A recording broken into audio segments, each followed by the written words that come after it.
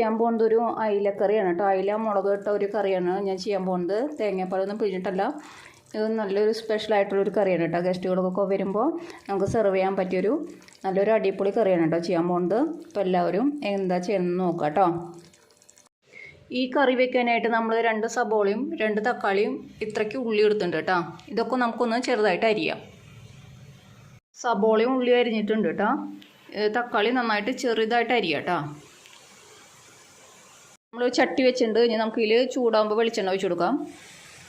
ചട്ടി ചൂടായിട്ടുണ്ട് കേട്ടോ. ഇനി നമുക്ക് ഇതിലേക്ക് വെളിച്ചെണ്ണ ഒഴിച്ച് കൊടുക്കാം. എന്നിട്ട് നമുക്ക് ഈ ഉള്ളിയിലിട്ടിട്ട് നന്നായിട്ട് മൂപ്പിക്കണ്ട.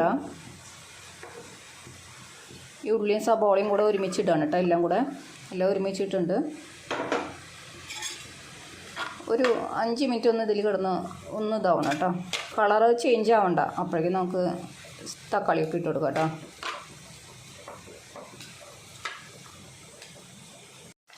ഈ ഉള്ളിയുടെ കളറൊക്കെ ഒന്ന് മാറി തുടങ്ങുമ്പോഴേക്കും നമുക്ക് ഇതിലേക്ക് ഇഞ്ചി, പച്ചമുളക്, വെളുത്തുള്ളി, വേപ്പിലയൊക്കെ ഒന്ന് ചതച്ചെടുക്കാം കേട്ടോ. ഇത് അടി പിടിക്കാതിരിക്കാനൊക്കെ ഒന്ന് ഇടയ്ക്ക് ഇങ്ങനെ ഇളക്കിയിട്ട് കൊടുക്കാം കേട്ടോ. നന്നായിട്ടൊന്ന് വാടിയാൽ മതി കേട്ടോ. ഈ കളറ് മാറാതെ ഇതൊന്ന് വാടി കിട്ടണം. അത്രേ ഉള്ളൂ കേട്ടോ. ഈ വെളിച്ചെണ്ണയിൽ കിടന്നിട്ട് ഇത്രയും കളറായിട്ടുള്ളൂ കേട്ടോ. നമുക്ക് ഈ തക്കാളി ഇതിലിട്ട് കൊടുക്കാം കേട്ടോ.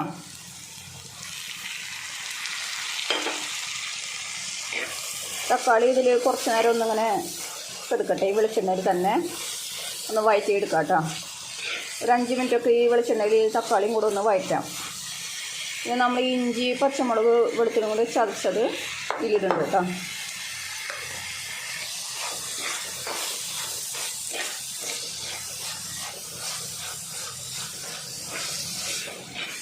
ഇത് നന്നായിട്ട് ഉടയണം കേട്ടോ. ഈ തക്കാളിയും സബോളയൊക്കെ നന്നായിട്ട് ഉടഞ്ഞ് നല്ലൊരു ഗ്രേവി പരുവാവണം. അതിന് വേണ്ടി നമുക്ക് കുറച്ച് വെള്ളം ഒഴിച്ച് നന്നായിട്ടിത് തിളപ്പിക്കണം. ഈ വെളിച്ചെണ്ണയിൽ ഒരു 5 മിനിറ്റ് ഒന്ന് കിടന്ന് ഒന്ന് വഴറ്റട്ടെ.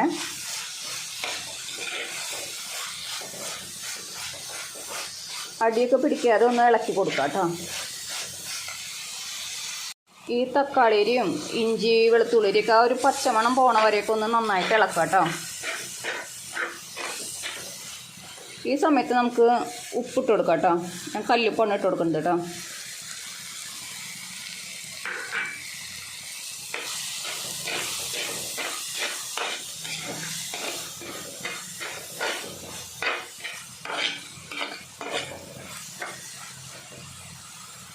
ഇത് ഇത്രയ്ക്ക് ആയാൽ മതി കേട്ടോ.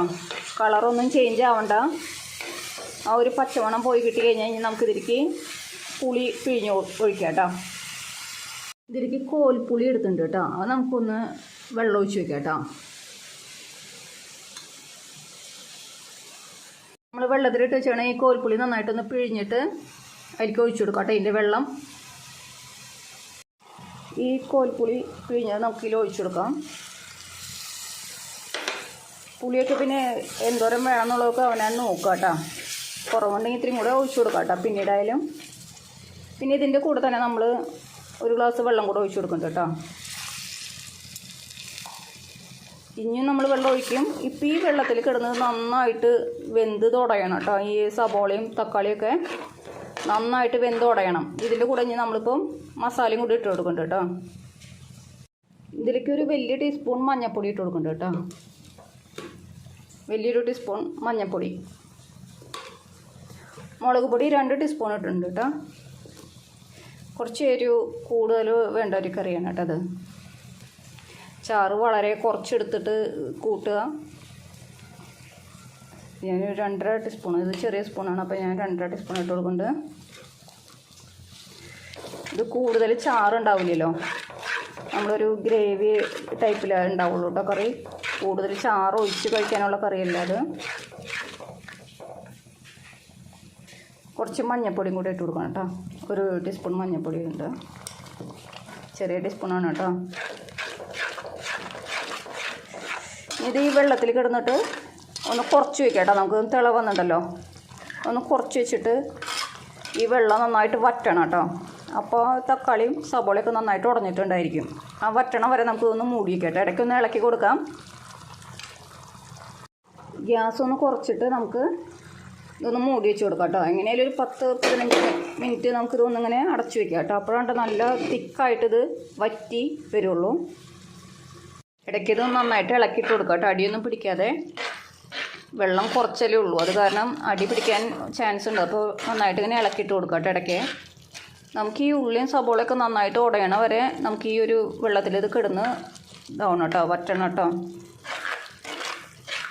അത് നമുക്ക് ശരിക്കും എന്തോ ഒരു വിറകടുപ്പിലൊക്കെ വെക്കുകയാണെങ്കിലോ നല്ല ടേസ്റ്റും. ഇത് കുറേ നേരം ഇങ്ങനെ ഗ്യാസും ഇരിക്കണേക്കാളും നല്ലൊരു ടേസ്റ്റ് വിറകടുപ്പിലൊക്കെ ചെയ്യുമ്പോൾ ഉണ്ടാവുമല്ലോ. പ്രത്യേകിച്ച് ഈ മൺചട്ടിയിൽ വിറകടുപ്പിൽ വെക്കുന്ന മീൻ കറിക്കൊക്കെ കൊടുക്കത്തെ ടേസ്റ്റില്ലേ. നമുക്കിത് 1-2-3 ദിവസമൊക്കെ ഇങ്ങനെ പുറത്ത് വയ്ക്കുകയും ചെയ്യാം കേട്ടോ. ഫ്രിഡ്ജിൽ വയ്ക്കാതെ ഈ ഒരു കറി നമുക്ക് പുറത്ത് വയ്ക്കാം കേട്ടോ. അപ്പോൾ ആൾ കുറവൊക്കെ ആണെങ്കിൽ പിന്നെ ഇതിൽ എക്സ്ട്രാ വെള്ളം ചേർത്ത് കഴിഞ്ഞപ്പോൾ ഞാൻ ഇതിൽ എക്സ്ട്രാ വെള്ളം ചേർക്കും കേട്ടോ. അപ്പോൾ ആളുകൾ കുറവുള്ള വീടുകളൊക്കെ ആണെങ്കിൽ ഇപ്പോൾ 2-3 ആളൊക്കെ ഉള്ളൂ എങ്കിൽ ഇപ്പോൾ ഇതിൽ വെള്ളം ചേർക്കാതെ തന്നെ നമുക്ക് ഈ മീനിട്ട് വേവിക്കാം. ഇപ്പോൾ എനിക്കിതിൽ ഞാൻ കുറച്ചും കൂടെ വെള്ളം ചേർത്തിട്ടാണ് കേട്ടോ ചെയ്യാൻ. ഈ വെള്ളം വറ്റി കഴിയുമ്പോൾ ഞാനൊരു 2 ഗ്ലാസ് വെള്ളം കൂടെ ഒഴിച്ചു കേട്ടോ. നമുക്ക് നല്ലൊരു തിക്കായിട്ടുള്ളൊരു ഗ്രേവി ആയിട്ട് ഒന്ന് വറ്റട്ടെ. നന്നായിട്ട് ഇതാ പൊടയും. ഒന്നും കൂടെ മൂടി വയ്ക്കാം കേട്ടോ. ഉപ്പും പുളിയൊക്കെ ഒന്ന് നോക്കുക കേട്ടോ. ഇപ്പോൾ പുളിയൊക്കെ കുറവുണ്ടെങ്കിൽ നമുക്കൊന്ന് ആദ്യം ഒന്ന് പിഴിഞ്ഞൊഴിക്കാം കേട്ടോ. ഇതൊരുവിധം നന്നായിട്ട് വറ്റിയിട്ടുണ്ട് കേട്ടോ. ഈ തക്കാളിയും സബോളയൊക്കെ ഒന്ന് നന്നായിട്ടൊന്ന് ഉടച്ച് കൊടുക്കാം കേട്ടോ. നമുക്ക് എന്തെങ്കിലുമൊക്കെ ഇങ്ങനെ ഉടയാണ്ടൊക്കെ ഉണ്ടെങ്കിൽ അതൊക്കെ ഒന്ന് നന്നായിട്ടൊന്ന് ഉടയ്ക്കാം കേട്ടോ.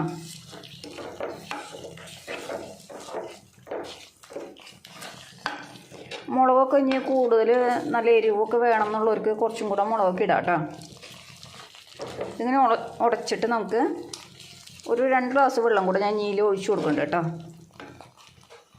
ഈ വെള്ളം കുറവിൽ ഈ തക്കാളിയും സബോളയൊക്കെ ഇങ്ങനെ കിടന്ന് ഒന്ന് വേവുമ്പോൾ ഉണ്ടല്ലോ ഇതിനൊരു പ്രത്യേക ഒരു ടേസ്റ്റാണ് കേട്ടോ. ഇനി ഇതിലേക്ക് നമ്മൾ ഈ ഒരു പരുവത്തിൽ വേണമെങ്കിൽ നമുക്ക് മീൻ ഇട്ട് ആൾ കുറവുള്ളിടത്താണെങ്കിൽ 2 ആൾ മാത്രമേ ഉള്ളൂ എന്നുണ്ടെങ്കിൽ മീനിട്ട് ഒന്ന് വേവിച്ചാൽ മതി. ഇതിലിപ്പോൾ ഞാൻ 2 ഗ്ലാസ് വെള്ളം ഒഴിക്കുന്നുണ്ട് കേട്ടോ. ഇനി ഈ വെള്ളം ആദ്യം ഒന്ന് തിളച്ച് വരുമ്പോഴാണ് കേട്ടോ മീനിടുള്ളൂ.